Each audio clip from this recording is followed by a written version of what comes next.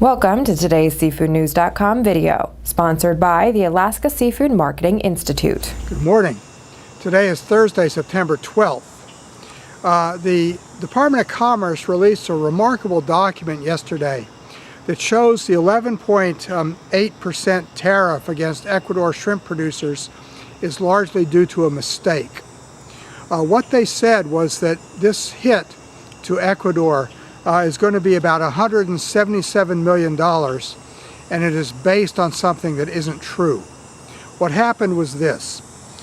In April, the government of Ecuador responded to a query and explained that frozen shrimp had to adhere to all the phytosanitary standards of exporting countries to be exported.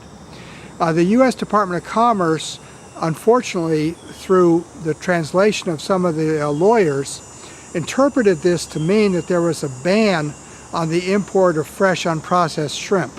Such a ban does not exist.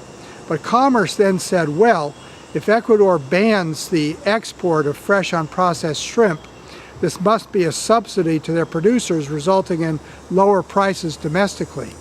So the Commerce Department then went to Mexico, took the Mexican farm gate shrimp prices, then added an inflation factor of 25%, and turned around and told the producers in Ecuador, this is the value that you actually should have been paying for shrimp.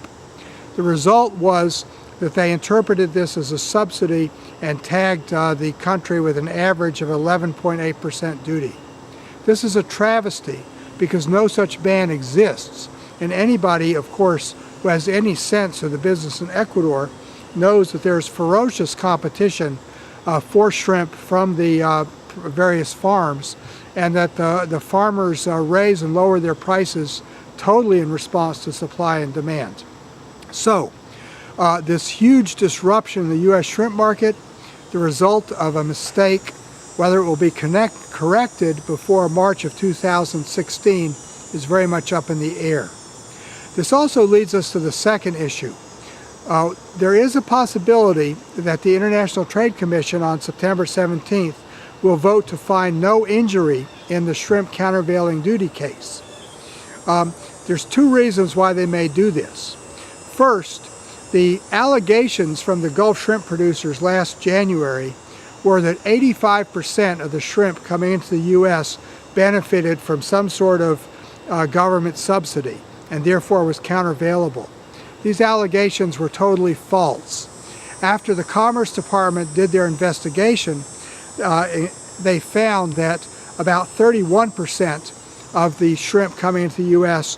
could conceivably have some impact from a government subsidy, far less than the 85% that was mandated by the domestic producers. So the result then begs the question, if only 30% of this imported shrimp is subsidized at any level and 70% is not, how is it going to benefit the domestic producers to put a tariff on this 30%? Because the 70% that is not subsidized will just make up the difference. So that's one thing that may lead the ITC to say that there's not a case for a duty here. The second and more powerful argument is that, in effect, the producers in the Gulf lied about their profitability. The whole reason that this case is before the ITC is because the Gulf shrimp industry claims declining profitability. If you look at the various measures of injury, rising wages, rising production, increased shipments, increased market share, increased ancillary employment, all of these things are extremely positive for the Gulf industry in 2012. The only thing that changed was a huge hit to their profitability. The problem was the hit came from spending money on general administrative expenses that they got from their BP oil spill compensation. In 2012, the processors got about $70 million in compensation from BP. They spent $20 or $30 million of this on sales and administrative expenses, plant improvements, new computers, things like this, and they charged that against their bottom line. But they did not account in this accounting for the BP money, so it looks like their profitability took a huge hit in 2012, whereas if you account for the BP compensation, their profitability in 2012 doubled that of 2011. So where's the injury? This is what the ITC is going to have to discuss when they vote on September 17th.